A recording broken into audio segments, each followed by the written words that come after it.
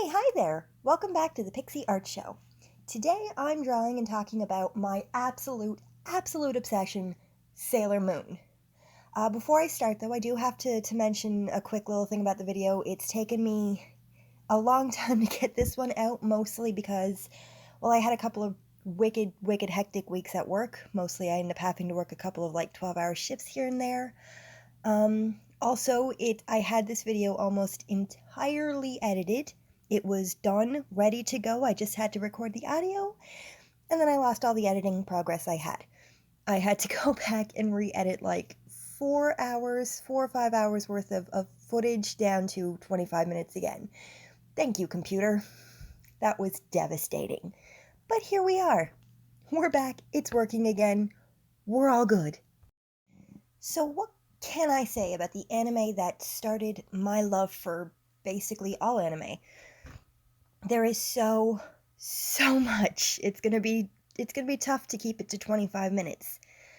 Though I do want to mention here, there's probably going to be spoilers, so if you haven't read the manga, or you haven't seen the entire 90s anime, or even all of Crystal, this is your official spoiler warning. I know that the manga has actually been out since 91, and the anime, the original 90s, was out in 92.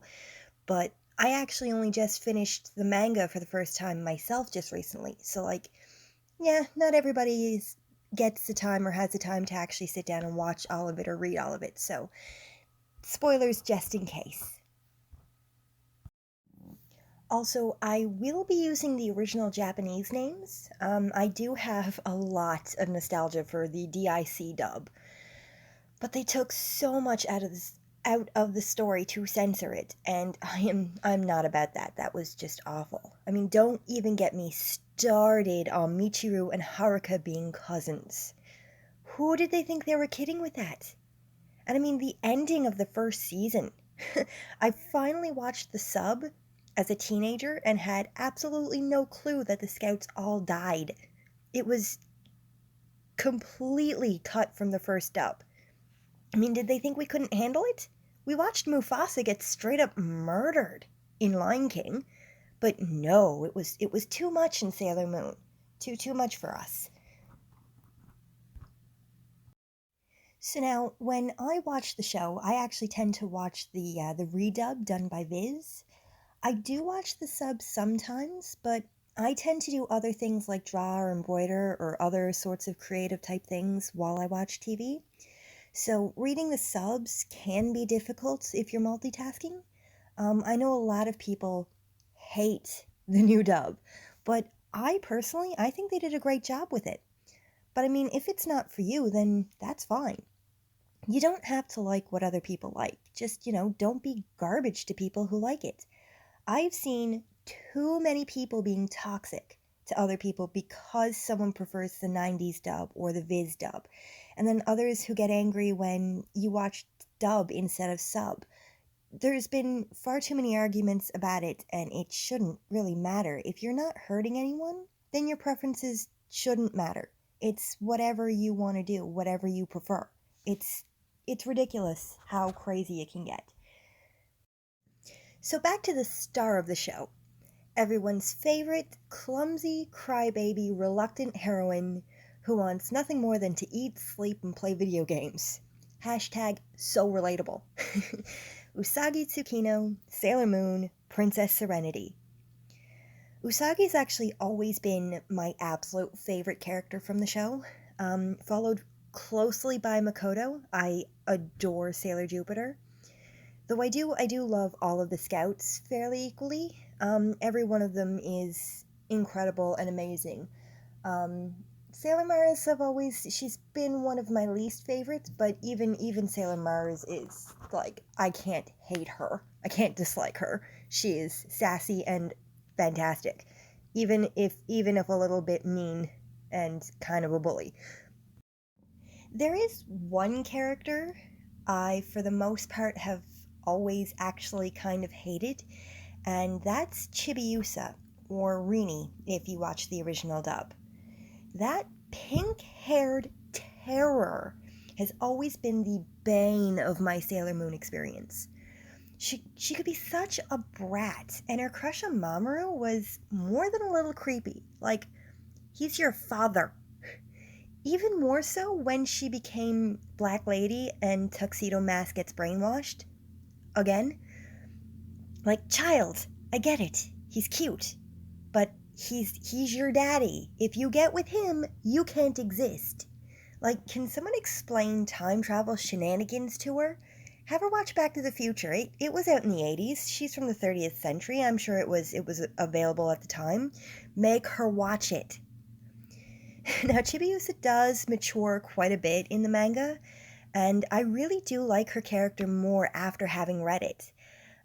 She was bullied for not having powers like her mom. She was, I think, 900 years old and still hadn't really matured or grown up. Then her entire world was completely effed up by the Black Moon Clan. Kind of her fault, but she was scared and didn't know what to do. She does eventually become a pretty great Sailor Guardian in her own or herself, in her own right. She does become pretty powerful, so I'll give her that. She grew up a bit.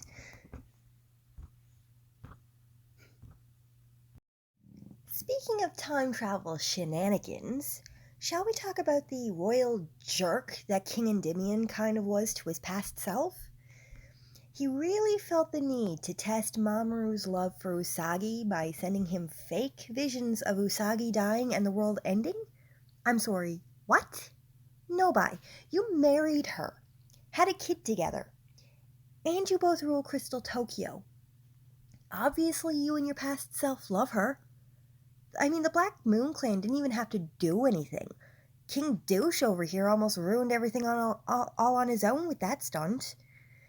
Though, fun fact, this storyline was actually only in the original 90s anime, in season 2. Crystal and the manga didn't actually feature it. I'm just, glad it all worked out in the end. Usagi and Mamoru were always one of my absolute favorite couples. They are so adorable together. I didn't want a Disney prince when I was younger. I wanted a tuxedo mask. Totally did find him, but, well, that's not what this video is about. This video is about Sailor Moon.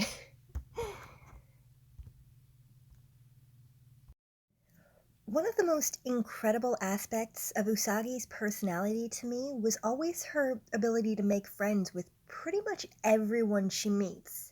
Like, even if that person is a potential enemy. In season 2, she turns several of the Spectre sisters completely human, and it ends up befriending them. She immediately becomes friends with Makoto when she first meets her, even though everyone else is afraid of her because of the rumor that she was expelled from her last school for fighting. Usagi saw the food and was like, "Oh, I like you. We can be friends." And even when she meets Sailor Uranus and Sailor Neptune, and they tell her, like, "Hey, no, we aren't allies. Like, we aren't your allies. We're not your friends. We're probably against you." And she's all like, yeah, but you're guardians, so we must be allies. Let's be friends." But that's just who she is as a person, and I imagine that's a bit of Princess Serenity coming through as well.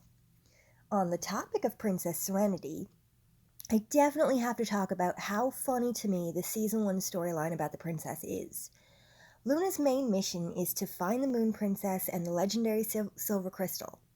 But of course, her memories have been completely blocked, so she has no idea who the princess is.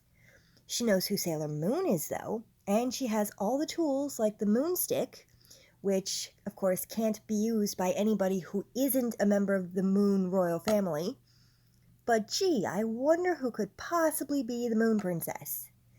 I get it. I get that the only characters who actually know who she is are, of course, Artemis and Sailor Venus, because Minako is supposed to act as a decoy until Usagi remembers her past life. It's just, it is kind of hilarious when you think about it. So I just realized one of my neighbors is actually having yard work done right now, so I'm hoping you can't hear the heavy machinery working in the background. But back to the hilarity that is no one recognizing that Usagi is Sailor Moon.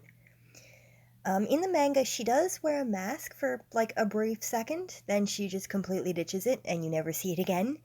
But even with a mask, like that shouldn't really make much of a difference.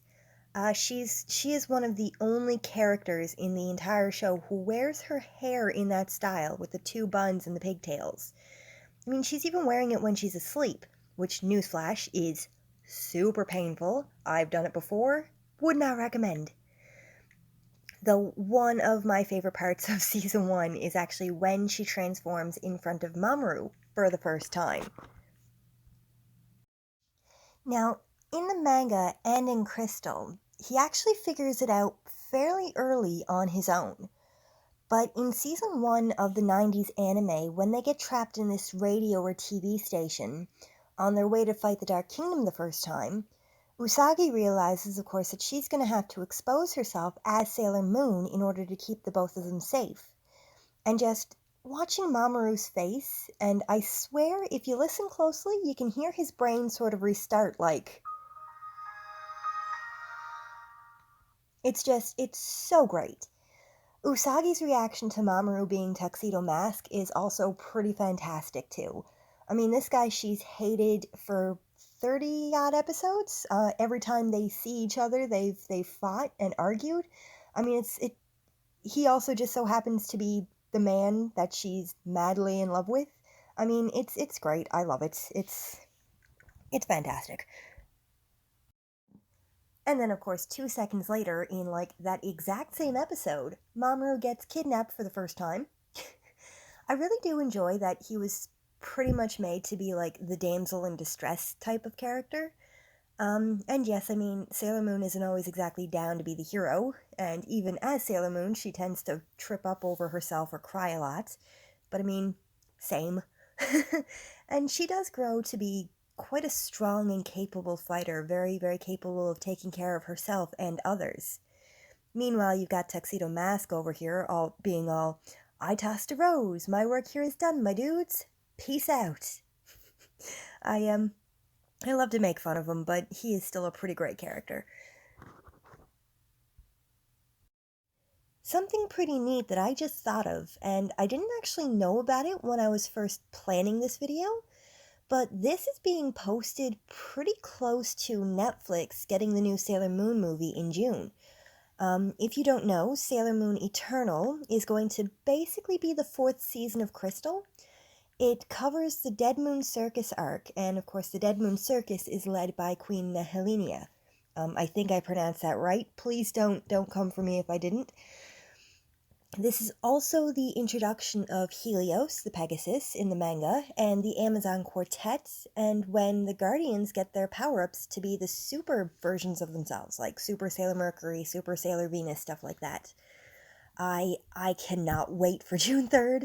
It has been way too long since we've gotten any new Sailor Moon movies or shows or anything. Though I beg Hollywood to please never, ever make a live action movie. You already did Dragon Ball and The Last Airbender so dirty. Please, please leave the Sailor Scouts alone. Just don't do it. Don't.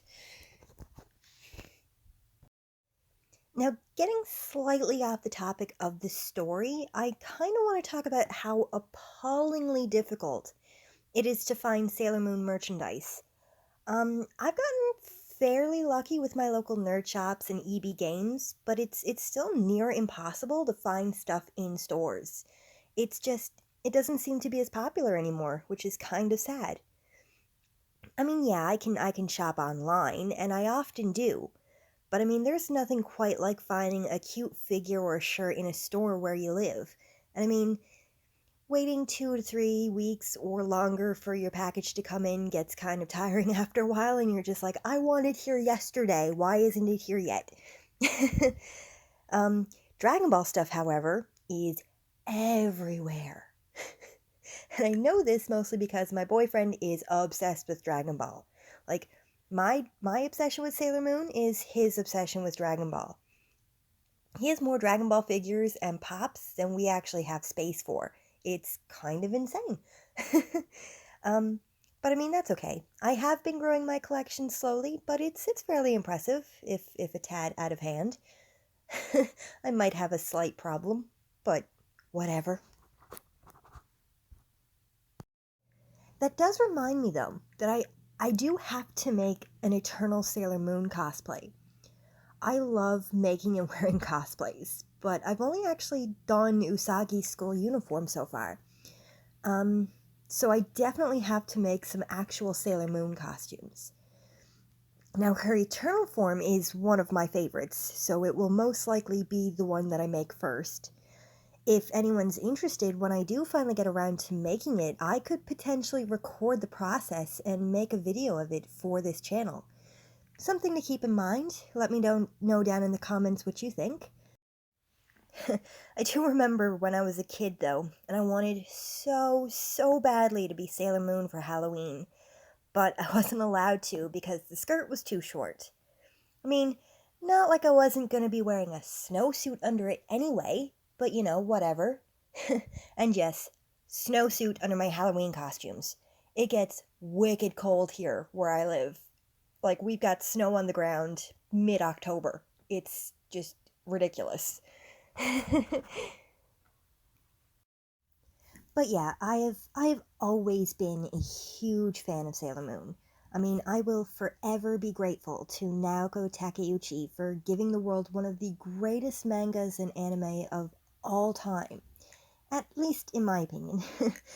um, so now I will most likely do other Sailor Moon videos at some points. I mean, again, I could talk about Sailor Moon for hours, and potentially could do a scene from the manga or anime, something similar to like the redraw challenge last year that a lot of other people did. Um, Actually, you can find my version of that on my Instagram. Could potentially also draw another character and talk about them, like Sailor Jupiter or any of the other characters that I really enjoy. The villains are on the table too. I've even played around with the idea of making a new original character. It's been, oh gosh, years since I've done a Sailor Moon OC, and well, that could be a lot of fun. Creating characters for things usually is. Actually, if any of you have your own original characters for Sailor Moon, post it in the comments. Let me know what you've come up with. That'd be a lot of fun to read, I think. Speaking of comments, please let me know what your favorite anime or manga is down in the comments. I would love to know. Also, what's your favorite part or story arc in Sailor Moon? Or who's your favorite character? I love talking to people about Sailor Moon and what rants they go off on about it, or what they like about it, what they don't like about it. And it's a lot of fun having discussions about things that you're interested in, and it's nice to see what other people like. I will ask that you please don't bash each other's preference for how they watch the show. If you prefer to call them Serena and Darian, I mean, that's completely fine. We all have our own opinions on which version of the show we like better, and really, that's okay. No version is really necessarily superior. We all like what we like. All right then. We're getting pretty much near the end here, so I guess I'll start wrapping it up now. I hope you enjoyed the video. I hope you liked it, and if you did, go ahead and please give it a thumbs up. Be sure to subscribe and hit the bell if you want to see, some more of my artsy shenanigans. I will be trying to be a tad more consistent with my uploads. My third video is already being recorded. Don't know how long it's going to take to finish drawing and then edit. That could be a while. Hopefully not too long. You can, of course, follow me on Twitter at Pixie. It's spelled the same as it is here on my channel, PIC*Z. You can also follow me on Instagram at ThatCrazyShortGirl. I tried changing it, but of course, for some reason, Instagram won't let you use the little star, and every other version of the name has already been taken, so I guess we're stuck with what I've got. Stay safe out there, take care of yourselves, be kind, and most importantly, in the name of the moon, stay awesome. Bye!